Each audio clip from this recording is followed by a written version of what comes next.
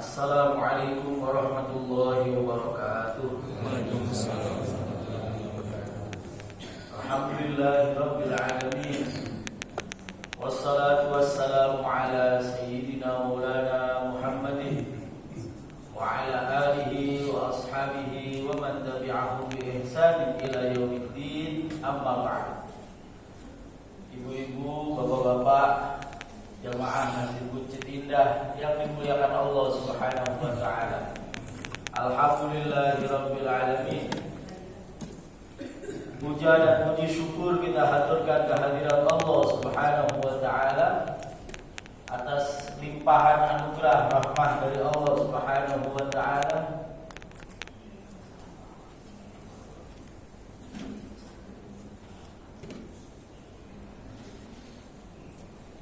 Atas limpahan anugerah rahmat dari Allah Subhanahu wa taala sehingga kita semua di detik ini dan mudah-mudahan selanjutnya sampai kita berjumpa dengan Allah Subhanahu wa taala tetap dalam keadaan iman, Islam dan dalam keadaan sehat walafiat. Amin ya rabbal alamin.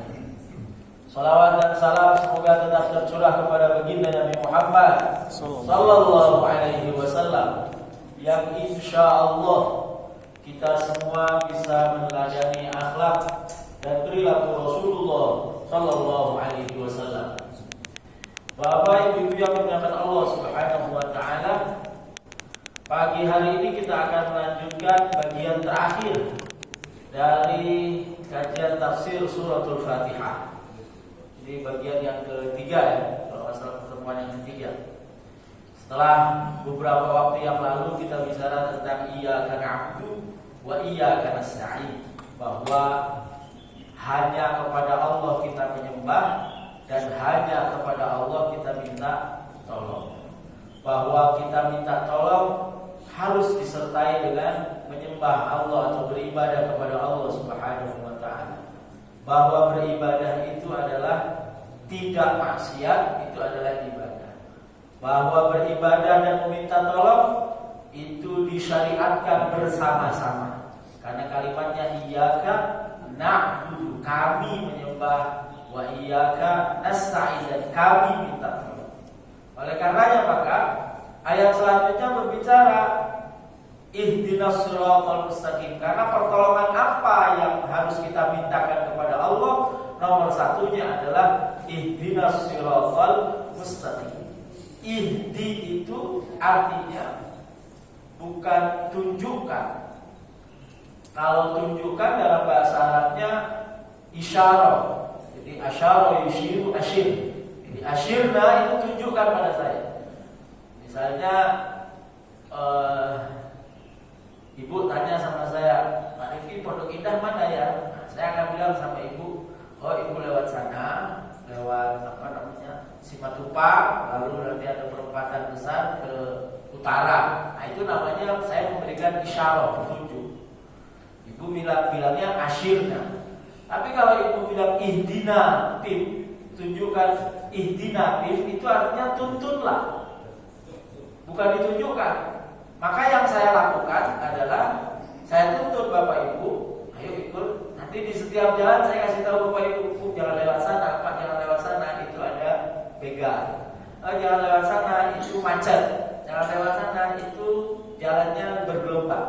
Nah, yang kita mintakan itu adalah as-siratal, ihdinas siratal mustaqim. Mustaqim itu adalah bentuk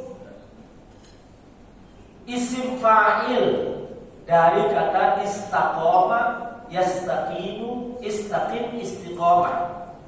Apa artinya? Dia pelaku. Jadi mustaqim itu adalah orang. Ihdinas siratal mustaqim, tunjukkan, tuntunlah kami ke sirat, jalan al-mustaqim, orang yang lurus. Maka kalimat berikutnya adalah siratal ladina, yaitu jalannya orang yang kau beriman. Ini harus digarisbawahi. Kita bicara sirat dulu. Apa itu sirat? Kalau kata Profesor Dr. Quraish Shihab, Di dalam tafsirnya yang beliau mengutip kitab tafsir dari Ibn Ashur, sirat itu adalah jalan yang luas yang tidak ada lainnya, satu-satunya. Maka di dalam Al-Quran tidak ada jamak dari kata sirat. Beda sama sabil. Kalau sabil itu ada subul. Sabil itu satu jalan, subul banyak jalan. Makanya kata Allah Subhanahu wa taala, "Wa man jahada fina lanahdiyannahum subulana." Siapa yang bersungguh-sungguh dalam kami kepada Allah Subhanahu wa taala, maka kami akan tunjukkan jalan-jalan. Artinya apa? Jalan menuju Allah itu banyak, sabilnya banyak. Sabil itu ada sabilal rusydi, ada sabilal ghayy, ada jalan petunjuk, ada jalan kesesatan. Ada dua. Dalam Al-Quran juga ada kata thariq. Thariq itu juga jalan. Thariq itu ada dua. Ada thariqun ilal jannah, jalan menuju surga. Ada thariqun ila jahannam, ada jalan menuju neraka jahannam. Tapi kalau sirat cuma satu, gak ada sirat ke neraka itu gak ada. Artinya apa Bapak Ibu yang Allah Subhanahu wa taala, masing-masing kita itu punya sabil, punya thariq yang nanti akan bergabung di sirat. Sirat itulah yang akan menggabungkan kita, menghimpun semua jalan-jalan yang kecil itu menuju Allah Subhanahu wa taala. Saya mau kasih ilustrasinya begini. Ada orang menuju Allah itu lewat ibadah, sholat. Ada orang menuju Allah itu dengan puasa, memperbanyak puasa. Ada orang menuju Allah karena dia punya harta, ya dengan bersedekah. Ada orang menuju Allah dengan bertani. Ada orang menuju Allah dengan bekerja sebagai karyawan. Macam-macam jalan.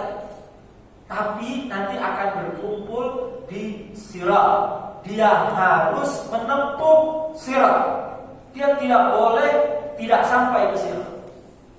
Nah, apa sirat itu? Siratal ladzina an'amta, yaitu jalannya orang-orang yang engkau beri nikmat. Siapa orang-orang yang engkau beri nikmat, yang Allah beri nikmat? Di ayat yang lain disebutkan siratal ladzina an'amallahu 'alaihim minan nabiyyina was-siddiqina wasyuhada was-shalihin.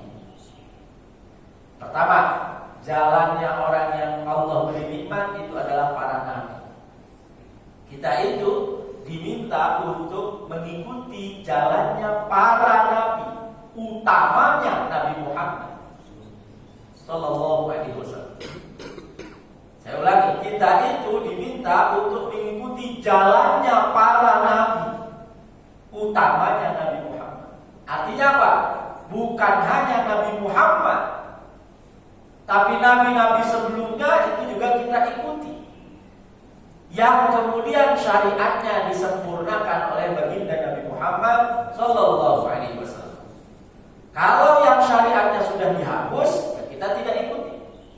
Tapi kalau yang masih atau disempurnakan oleh Nabi atau dilanjutkan oleh baginda Nabi Muhammad sallallahu alaihi wasallam, maka kita ikuti. Contoh, syariat bertaubat. Syariat bertaubatnya Nabi Adam alaihi salam itu adalah dengan membaca doa, Rabbana zalamna anfusana wa illam taghfir lana wa tarhamna lanakunanna minal khasirin. Syariat bertaubatnya umatnya Nabi Musa itu adalah dengan apa Pak? Bunuh diri. Ya, faqtulu anfusakum dzalikum khairul lakum. Bunuh dirimu itu baik buat kamu dan Allah akan menerima taubat. Bunuh diri. Nah, syariat Nabi Musa ini dihapus oleh syariatnya baginda Nabi Muhammad sallallahu alaihi wasallam. Kalau bertobat, ikut kembali ke Nabi Adam, yaitu beristighfar. Cuma lafaz yang Nabi Adam Rabbana qalamna anfusana wa illam taghfir lana wa tarhamna lanakunanna minal khasirin. Yang lafaznya Nabi Muhammad astaghfirullahal azim wa atubu ilaihi. Ada astaghfirullahal azim alladzi la ilaha illa huwal hayyul qayyum. Ada astaghfirullahal azim alladzi la ilaha illa huwa wahdahu la syarikalah. Macam-macam. Nah, tapi istighfar. Sebetulnya yang Nabi Adam itu juga istighfar. Tapi lafaz istighfarnya Rabbana zalamna anfusana. Syariat haji, kita ikut syariatnya Nabi Ibrahim yang kemudian disempurnakan oleh baginda Nabi Muhammad sallallahu alaihi wasallam. Bagaimana kita harus kaitannya dengan uang, misalnya harus nabung. Itu kita ikut syariat siapa? Nabung.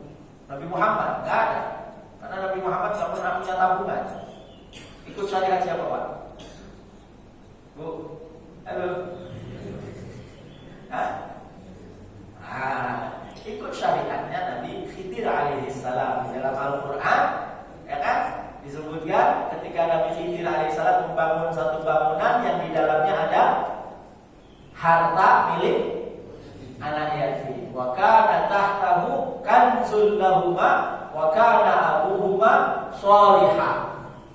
Di dalam tanah ini ada harta milik kedua anak yatim dan orang tuanya disebut bapaknya. Wa kana abuhuma, dan bapaknya itu adalah orang saleh. Maka kita nih bapak-bapak, kita disebut orang tua yang saleh kalau kita nabung harta, nabung buat anak kita. Itu dalilnya. Dalil kita nabung untuk jangan kemudian biarin anak kita nanti usaha sendiri biar dia ngerasain. Enggak. Ada syariat nabung. Apalagi kemudian di ayat yang lain Allah Subhanahu wa taala memperingatkan kan, hendaklah kalian khawatir wa yakhshal ladina law taraku min khalfihim dzurriyyatan dhi'afan khafu 'alaihim. Hendaknya kamu takut kamu meninggalkan atau mereka meninggalkan keturunan-keturunan yang lemah, dhi'af. Nah, kata ulama, dhi'af itu apa? Satu, agama, nomor satu, lemah agamanya. Dua, apa? Kemampuannya. Tiga, apa? Ekonominya. Jadi itu, kita ikut syariat siapa? Ikut syariat Nabi Khidir dan Nabi Musa. Nanti dalam beberapa hal kita ikut syariatnya Nabi Yusuf alaihissalam. Ikut syariatnya Nabi Yunus alaihissalam. Apa syariatnya Nabi Yunus alaihissalam? Kalau dakwah, kalau ngajak tidak diterima, jangan ngambek. Nanti dimakan ikan paus. Guru saya bilang, kamu kalau ngajar satu dengan ngajar 1000 harus sama. Dan kamu gak boleh kemudian berharap orang itu ikut. Nah, tugas kamu hanya menyampaikan urusan orang itu ikut iman atau tidak, itu urusan Allah Subhanahu wa ta'ala. Kalau Ustaz kok ngambek itu khawatir dicaplok tronton gitu. Kan paus. Siratal ladzina an'amta 'alaihim minan nabiyyin. Nah, nabi-nabi itu syariatnya apa? Jalannya itu apa? Yang pertama adalah jalan tauhid. Sejak zaman Nabi Adam sampai Nabi Muhammad, itu jalan yang ditempuh adalah jalan tauhid. Jalan pokoknya semua aktivitas kita itu dihubungkan dengan Allah Subhanahu wa ta'ala. Yang kita lihat itu Allah Subhanahu wa ta'ala. Kemarin saya di mobil sama jamaah dari Karawaci, terus ada yang nyeletuk bahas tentang hukuman Pak Sambo dan kawan-kawannya yang dikurangi. Wah, pada ribut. Saya bilang justru itu semakin menguatkan kita bahwa yang maha adil itu cuma Allah. Yang kedua, keadilan yang sesungguhnya itu nanti di hari kiamat. Ya, jadi di sininya itu memandang sesuatu jadinya tambah iman. Oh iya ya, ternyata yang adil itu cuma Allah. Selain Allah itu nggak bisa adil. Atau Walaupun ini dianggap adil atau tidak adil, nanti tunggu keadilan sesungguhnya ada di hari kiamat, di mana tidak ada seorang pun yang dizalimi. Tauhid, jalannya para nabi itu tauhid. Yang kedua, jalannya para nabi itu adalah 5 sholihil ibad. Tidak ada satupun rasul yang diutus ke muka bumi ini kecuali untuk kemaslahatan hamba Allah. Maka ketika kita bilang ihdinas siratal mustaqim, ya dua itu, urusan kita sama Allah, gimana caranya kita memandang segala sesuatu itu, ada kuasa Allah yang terjadi di situ, ada kehendak Allah yang sedang terjadi di situ, yang sedang berjalan. Yang kedua, bagaimana caranya kita berusaha berbuat apapun itu dalam rangka kemaslahatan hamba Allah. Ukurannya itu aja. Jadi kita berbuat sesuatu ini maslahat ya buat orang lain. Oh nggak maslahat, nggak usah. Kalau kita mau berbuat sesuatu maslahat nggak ya? Oh nggak maslahat, nggak usah. Maslahat lanjutnya. Seringkali saya bilang sama mahasiswa saya, ukuran kamu itu lurus atau tidak lurus itu sederhana. Apa itu? Parkirnya jangan menghalangi jalan orang jalan, jangan menghalangi mobil dosen keluar. Ini mobil dosen parkir, di belakangnya ini motor dan kunci stang semua, menyusahkan. Nah itu. Jadi nabi-nabi itu semuanya dua, tauhid. Semua kita mengesahkan Allah Subhanahu wa taala. Yang kedua, 5 sholihin. Lalu setelah Nabi, siapa yang disebutkan di dalam Al-Quran yang mendapat nikmat dari Allah Subhanahu wa taala? Was-siddiqi, orang-orang yang siddiq. Siddiq itu mubalaghah dari kata shadiq, dari kata sidq. Siddiq itu orang yang senantiasa benar, orang yang senantiasa membenarkan yang benar. Jadi kita itu kadang tidak tahu mana yang benar, mana yang salah. Lalu diberi hidayah oleh Allah Subhanahu wa taala, ini yang benar, ini yang salah. Sudah dikasih tahu, sudah kelihatan mana yang benar, mana yang salah, kita kadang tidak mampu mengikuti kebenaran itu. Karena mungkin ada tekanan, karena mungkin secara ini kita tidak kuasa untuk mengikuti kebenaran itu. Maka ada doa populer yang harus kita baca di akhir zaman ini adalah apa? Allahumma arinal haqqa haqqa warzuqna tiba'ah wa arinal batila batila warzuqna tina. Ya Allah, perlihatkanlah kepada kami yang benar itu benar, lalu anugerahkanlah kepada kami kekuatan untuk mengikutinya, dan perlihatkanlah kepada kami yang batil itu batil, dan anugerahkanlah kepada kami kekuatan untuk menjauhinya. Karena di era istilahnya apa sekarang? Era disrupsi, era di mana informasi itu bertebaran dan kita nggak tahu mana yang benar, mana yang hoax, berita bohong. Kenapa demikian? Karena ya sudah disampaikan bahwa akhir zaman itu muncul Dajjal. Ciri utama hari kiamat itu dua. Kita agak geser sedikit. Satu, Ya'juj Ma'juj. Dua, Dajjal. Kalau ciri-ciri kiamat kecil banyak lah, ya, banyak. Ada orang tua yang dijadikan budak oleh anaknya, ada orang nggak punya apa-apa meninggikan bangunan dan lain sebagainya. Tapi yang besar itu dua, Ya'juj Ma'juj. Nah, Ya'juj Ma'juj itu disebut di dalam Al-Quran apa? Mufsiduna fil ardh. Inna Ya'juj wa Ma'juj mufsiduna fil ardh. Ya'juj Ma'juj itu perusak di muka bumi. Kalau orang munafik itu disebutnya merusak. Beda antara merusak sama merusak. Beda antara bernyanyi sama penyanyi. Saya bernyanyi, ya, saya bernyanyi. Tapi apakah saya penyanyi? Bukan.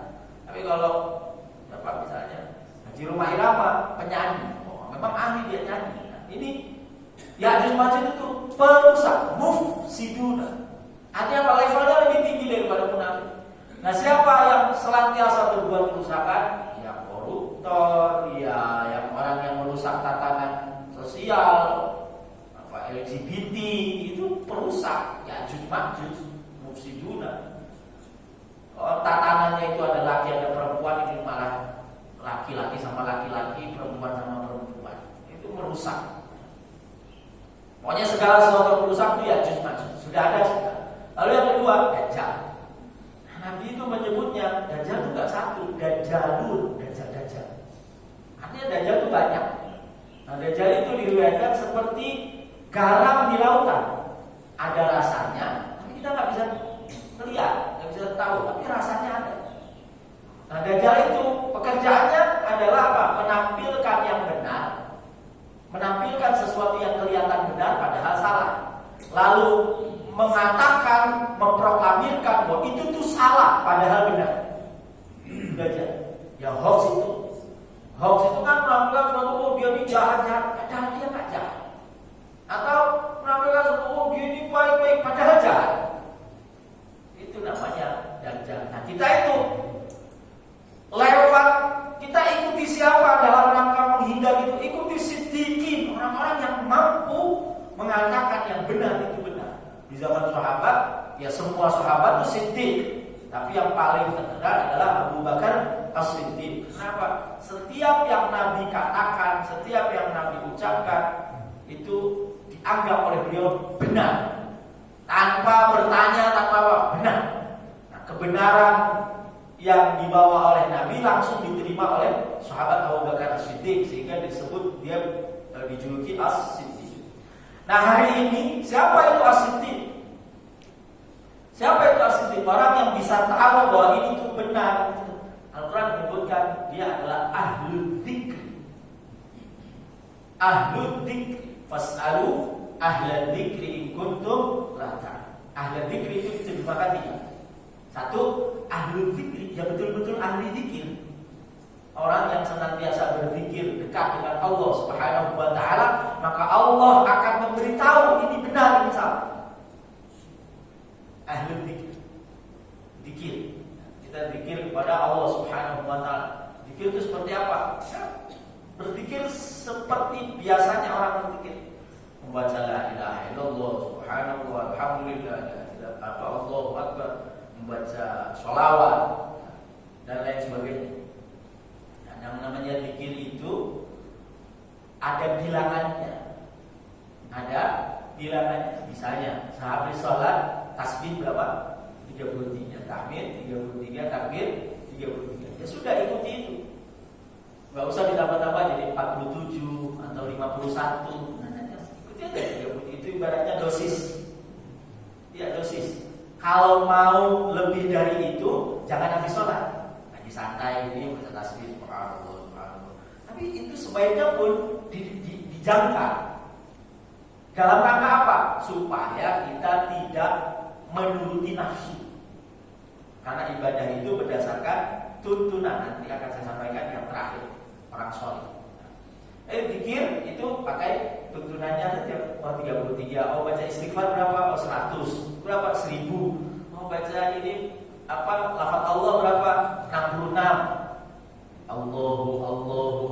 Ya Allah, ya Allah, ya Allah. Saya tidak sependapat dengan orang yang melarang, atau ada ustadz yang melarang gak boleh zikir Allah. Zikir itu ya harus ada subhanallah, alhamdulillah, Allahu akbar, gak boleh Allah sendiri. Nah, Al-Quran itu menyebut sayadzakkaru may yakhsha wa yatajabba qad aflaha man tazakka wa dzakaras ma rabbih, dan menyebut nama Tuhannya. Nama Tuhan itu siapa? Allah. Ya sudah, sebut Allah. Dalam Al-Quran ayat al-fadhkurullaha, sebutlah Allah. Maka ulama sepakat zikir Allah itu namanya zikir lafzul jalalah. Nah, zikir Allah itu paling sedikitnya 66. Kenapa 66? Karena lafaz Allah itu jumlahnya 66. Alif itu 1, lam itu 30, lam yang kedua 30 lagi, ha itu 5. Kalau Arab abajadun ha wazun zaid ha to ya kun lama nun sa'a fasun to ro sun ta ta khudun. Iya, dulu saya waktu di pesantren diajarin begitu. A alif 1, bajadun ha 5, 1 sama 5 abajadun ha wazun ha to ya kun la. Ini kan 10 ya. Ha to ya kun la itu 60. 30 karena yang ini 20 jadi 10. Hitungnya tuh kalau angka itu 1 2 3 4 5 6 7 8 9 10 11 bukan 20 30 40 50 60 70 80 90 100 terus 200 300 400 500 600 700 800 900 1000 lalu 2000 gitu. Ya pokoknya gitu. Allah itu 66 itu lafaz Allah subhanahu wa ta'ala. Nah, maka zikir mengingat Allah subhanahu wa ta'ala. Ahlu zikri itu adalah orang yang ahli zikir.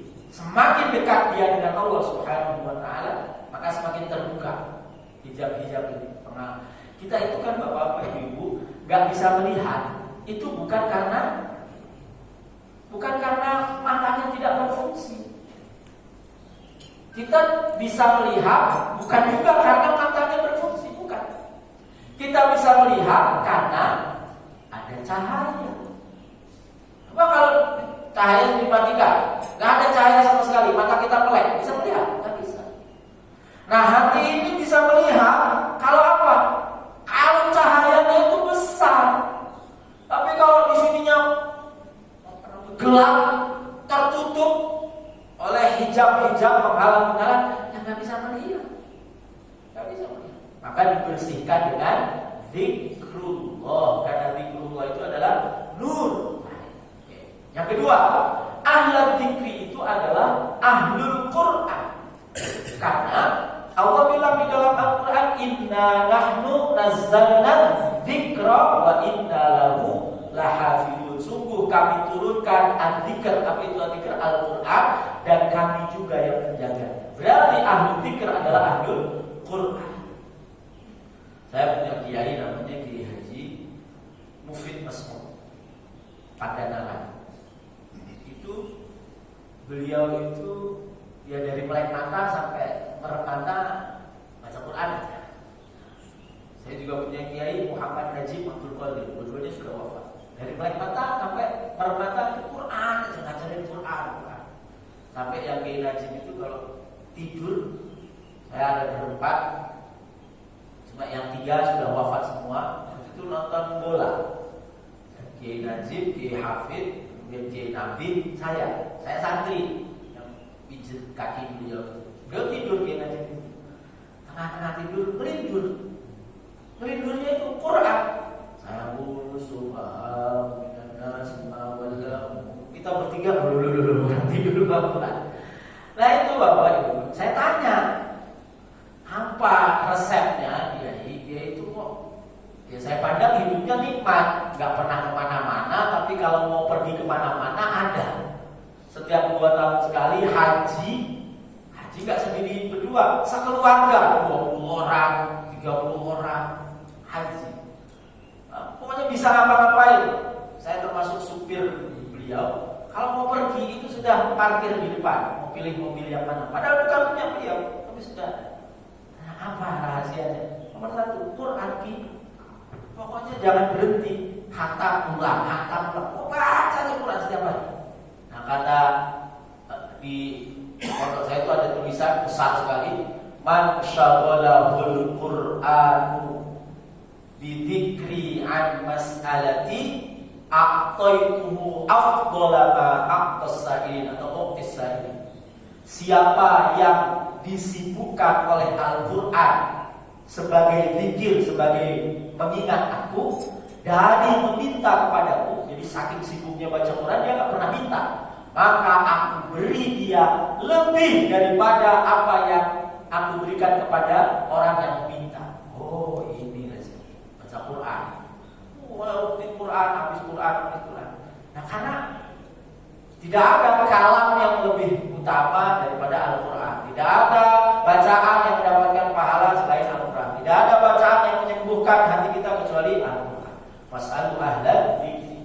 Yang kedua, ahli Quran itu bukan ahli membaca, tapi ahli memahami makna, kandungan, dan rahasia Al-Quran. Maknanya, kandungannya, apakah ada hukum di situ, halal, haram, wajib, dan seterusnya. Tiga, rahasia-rahasia yang ada di dalam Al-Quran. Ulama-ulama tafsir dulu itu sampai tulis Al-Quran berjilid-jilid. Imam Sayyidina Ali bin Abi Thalib pernah bilang, kalau aku mau, aku akan bikinkan tafsir. Dia mengatakan Bismillahirrahmanirrahim, dia mengatakan Al-Fatihah yang dipikul oleh 40 ekor unta. Padahal satu ekor unta itu bisa 400 kilo. Kalau satu kitab itu 4 kiloan, sekitar kali 100 kali 40 jilid untuk tafsir suratul Fatihah.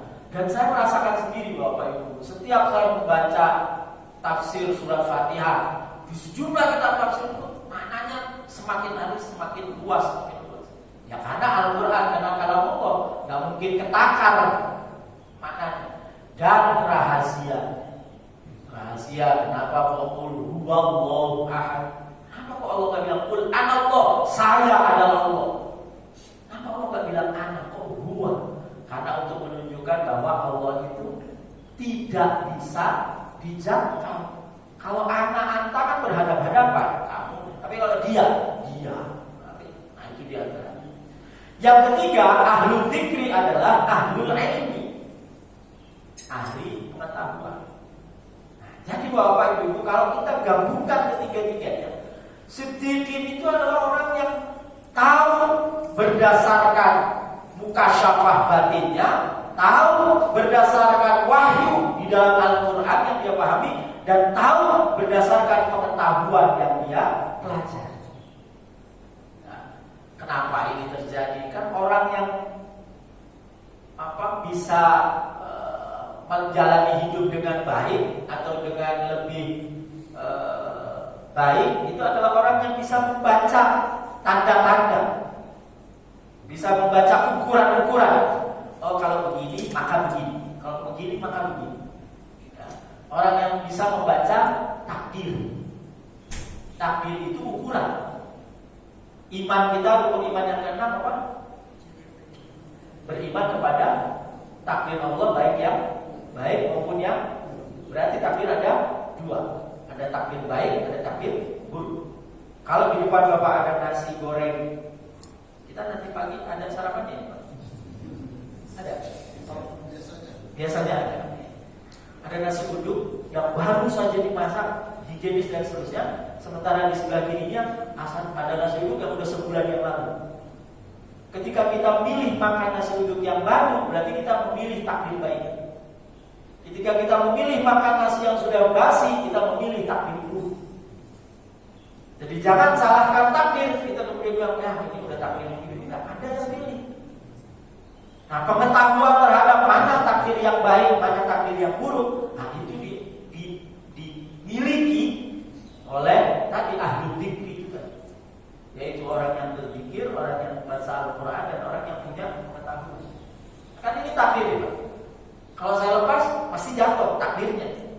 Nah mungkin nggak jatuh. Kenapa? Takdirnya jatuh. Jadi kita nggak bisa bilang begini, kalau belum takdirnya mah ini nggak bakalan jatuh. Terus ada kalau takdirnya jatuh, ukurannya juga naik ke atas tower 27, lantai 27, dia turun ke bawah bilang, kalau belum takdirnya saya nggak akan mati. Belum takdirnya tuh mati. Kalau nggak mati berarti ada apa-apa. Takdirnya mati. Itu ukuran. Beda dengan qadha. Nah kalau qadha kita nggak tahu bila mahfuz itu ketetapan Allah Subhanahu wa taala. Beda dengan kitab. Likulli kitab. Setiap kita itu ada catatannya. Nah, itu yang kita nggak tahu. Tapi kalau takdir dikasih tahu. Ini jalan baik, ini jalan salah, ini jalan benar, ini jalan buruk, dan lain sebagainya.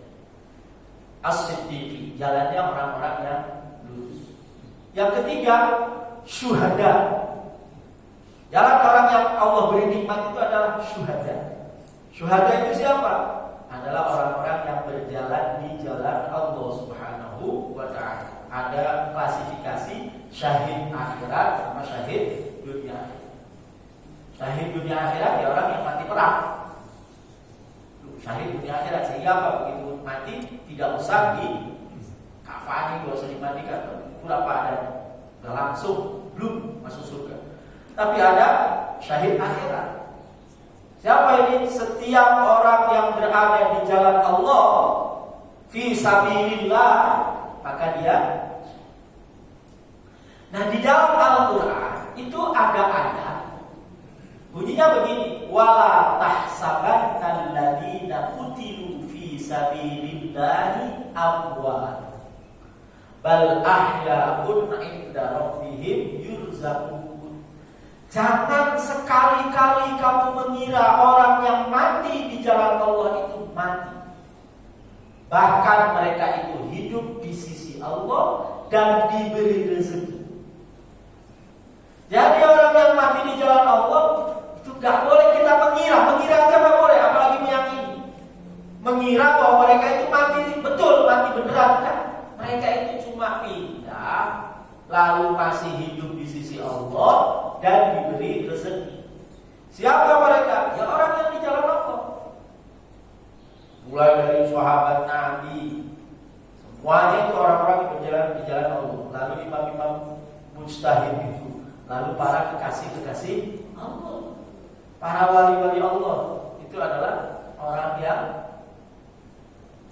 diberi rezeki. Apa maknanya diberi rezeki? Ya di alam barzakh masih dapat rezeki kalau kasih Allah itu. Dapat nikmat dan lain sebagainya. Maka kata guru saya, sesungguhnya kalau kita ziarah ke makam wali, itu kita sedang berkunjung ke yang hidup. Yang mati berkunjung ke yang hidup, bukan yang hidup berkunjung ke yang mati. Ukuran hidup atau mati itu apa? Ukuran hidup dan mati itu kalau kata guru saya memberi manfaat. Kalau orang sudah mati itu nggak bisa kasih manfaat. Tapi kalau orang hidup memberi manfaat. Sekarang kita yang hidup itu udah kasih manfaat. Bandingkan manfaat yang kita berikan dengan manfaat yang itu orang itu yang kita ziarahi diberikan. Dia lebih banyak dia, berarti dia lebih hidup dari kita. Kalau kita nggak mau mengatakan dia hidup, kita mati. Jadi enggak kemudian, dan kalau kita mengatakan ziarah makam wali itu syirik, Nabi itu enggak pernah khawatir umatnya syirik. Nabi bilang sendiri, inilah akhafu an tusyraka baini ba'di. Saya itu enggak khawatir setelah saya kemudian umat saya jadi syirik. Yang saya khawatir dibentangkan antum sallallahu dunia. Yang saya khawatirkan itu nanti umatku dibentangkan padanya dunia. Itu yang saya khawatir. Kalau syirik insya Allah enggak. Umatku itu, umatnya Nabi Muhammad itu imannya keren. Pasti kuat sama Allah Subhanahu wa ta'ala. Enggak ada orang datang minta sama kuburan. Pasti mintanya sama Allah Subhanahu wa ta'ala. Dan syuhada, orang yang berjuang di jalan Allah, berjalan di jalan Allah Subhanahu wa ta'ala. Ibu urus rumah tangga, ibu masak dan seterusnya, berada di jalan Allah Subhanahu wa ta'ala. Wafatnya syahid akhirat. Kita Pak berjalan di jalan Allah, bekerja ya, untuk menafkahi keluarga, meninggal di jalan, meninggal dalam fisabilillah. Anak kita lagi menuntut ilmu, kalau belum niatnya thalabul ilm, bukan niat mau ini mau itu, itu meninggal di jalan, syahid akhirat. Yang keempat, orang yang mendapatkan nikmat dari Allah Subhanahu wa ta'ala adalah as-shalihin. Dan nabiyina was-siddiqina wasyuhada was-shalihin. Orang-orang saleh. Siapa orang-orang saleh ini? Ya, orang saleh adalah orang yang beramal saleh. Orang yang beramal saleh itu siapa? Orang-orang yang nilai kebaikan yang dia lakukan itu berdampak kemaslahatan.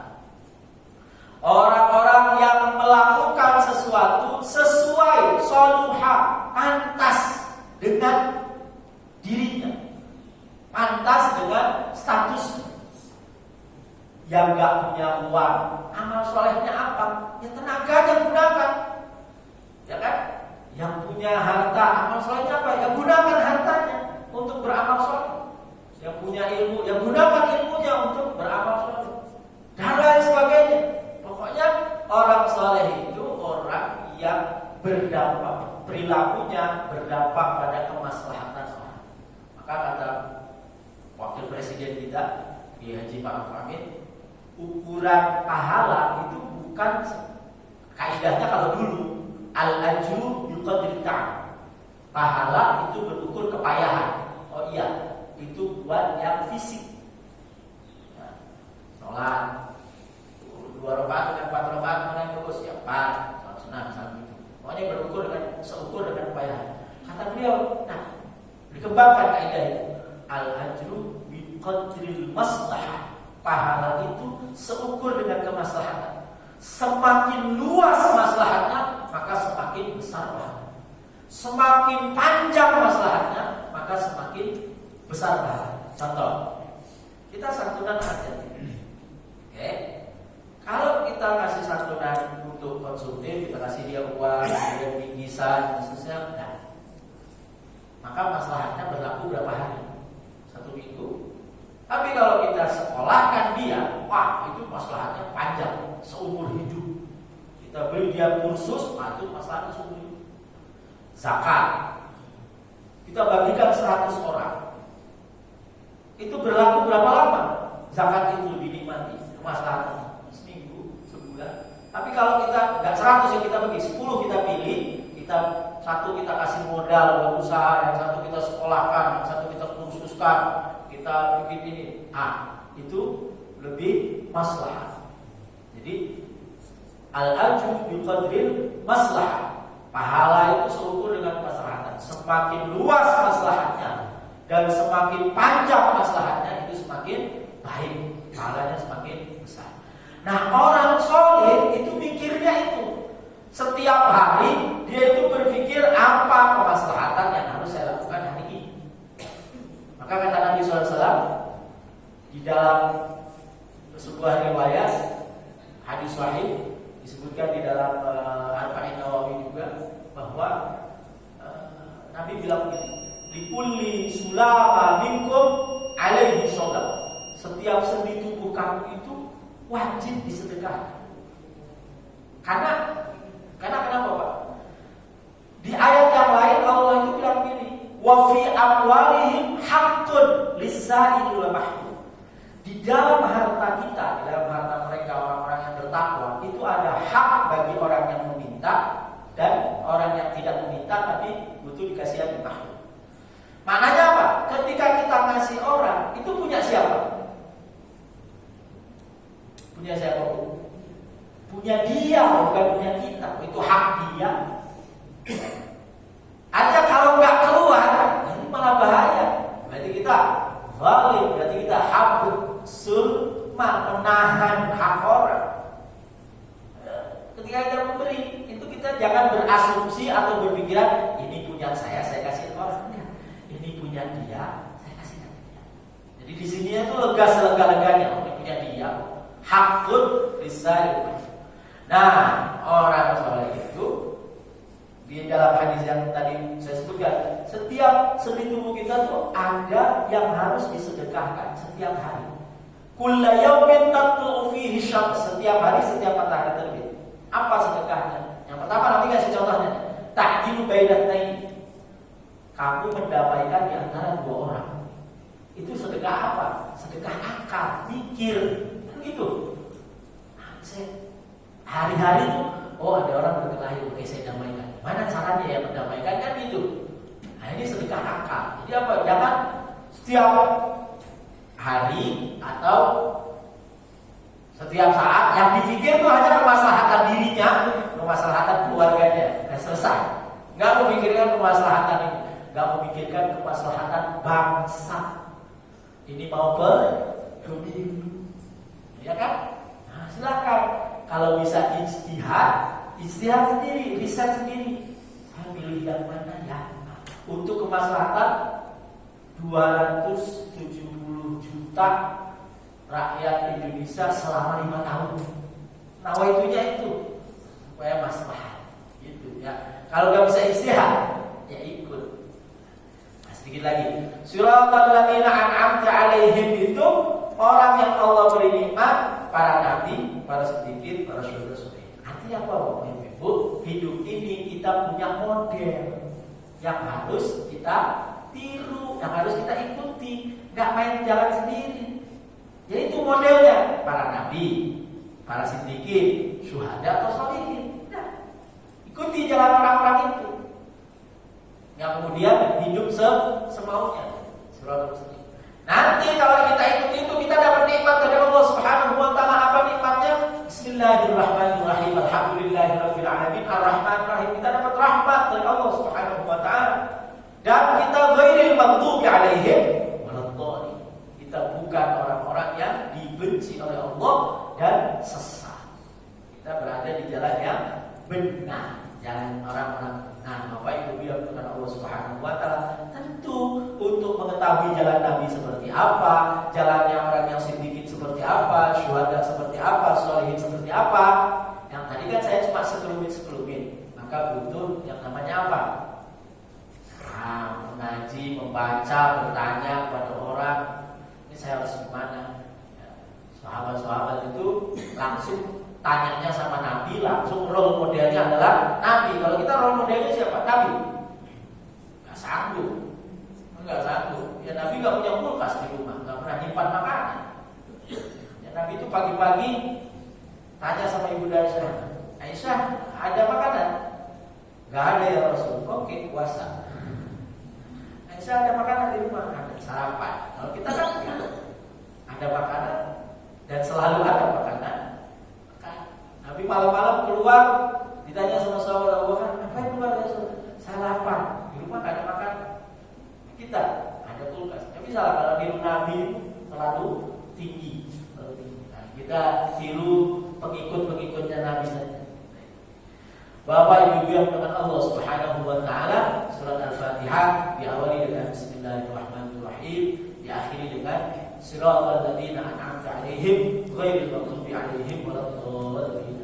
Kita awali hidup kita dengan membaca bismillah, lalu kita ikuti cara kita hidup, kita ikuti jalannya Pak. Mudah-mudahan ini semua bermanfaat. Kalau ada yang mau ditanyakan, nanti sampaikan Pak Ibu. Enggak ada? Ibu ada yang bertanya? Ada, cukup ya. Mudah-mudahan. Allahumma arinal haqqa haqqan.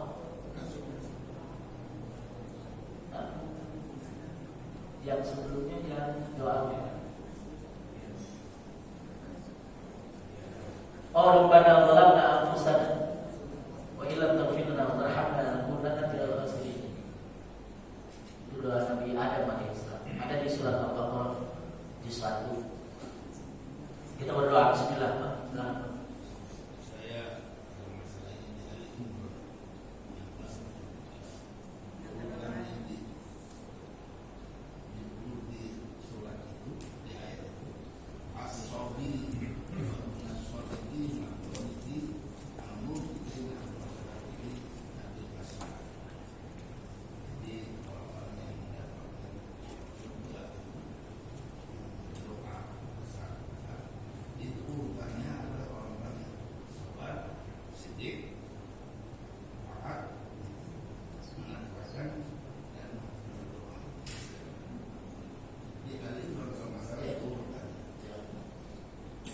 Beda Pak. Jadi kalau yang di Ali Imran itu as-sadiq. Ya, tapi dimulai dengan as-subi ya. Kalau ini siddiq, lebih tinggi daripada sadiq. Siddiq itu senantiasa. Sabirin, as-sadiqin, al-muttaqin, al-mustaghfirin bil ashar. Ya. Ini siddiq. Dapatnya nikmat. Bismillahirrahmanirrahim. Alhamdulillahirabbil alamin. حمدا يوافي نعمه ويكافي مزيده يا ربنا لك الحمد كما ينبغي لجلال وجهك وعظيم سلطانك. اللهم صل على سيدنا محمد صلاة تنجينا بها من جميع الأهوال والآفات وتقضي لنا بها جميع الحاجات وتطهرنا بها من جميع السيئات وترفعنا بها عندك على الدرجات تبلغنا بها أقصى الغايات من جميع الخيرات في الحياة وبعد الممات. اللهم اغفر لنا ولوالدينا ولمشايخنا ولأهلنا ولجميع إخواننا من المسلمين والمسلمات والمؤمنين والمؤمنات. اللهم إنك عفو غفور. اللهم أرنا الحق حقا وارزقنا اتباعه وأرنا الباطل باطلا وارزقنا اجتنابه. اللهم ربنا تقبل منا إنك أنت السميع العليم وتب علينا إنك أنت التواب الرحيم. ربنا آتنا في الدنيا حسنة وفي الآخرة حسنة وقنا عذاب النار وقنا عذاب النار وقنا عذاب النار. وصلى الله على سيدنا محمد وعلى آله وصحبه وبارك وسلم. سبحان ربك رب العزة عما يصفون وسلام على المرسلين والحمد لله رب العالمين. والعفو منكم. والسلام عليكم ورحمة الله وبركاته.